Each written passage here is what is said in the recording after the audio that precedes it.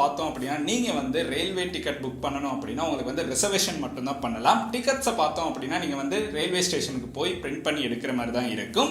அந்த மாதிரி நீங்கள் பிரிண்ட் பண்ணி எடுக்கணும் அப்படின்னாலும் அதுக்கு ஒரு கியூ வந்து இருக்கும். ஸோ இந்த பிரச்சனை அப்படின்னு பார்த்தோம்னா இப்போ நிறைய நாட்களாக இருந்துகிட்டு இருக்கு அப்படின்னு சொல்லலாம். இவ்வளவு நாளாக ரிசர்வேஷன் அப்படிங்கிறத கொடுத்திருந்தாலும் இ டிக்கெட்ஸ் அப்படிங்கிற ஒரு விஷயம் வந்து இலங்கையில் நம்மளுக்கு யூஸ் பண்ண முடியாமல் தான் இருந்துச்சு.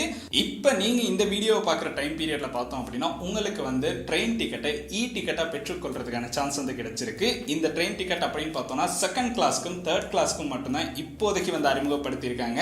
இதன் மூலமாக நீங்க வந்து ரயில்வே ஸ்டேஷனுக்கு போன உடனே உங்களுடைய இ டிக்கெட் இருக்கு அப்படின்னா அதை கவுண்டர்ல ஷோ பண்ணிட்டு உங்களுக்கு வந்து ட்ரெயின்ல வந்து போறதுக்கான சான்ஸ் வந்து கிடைக்கும்.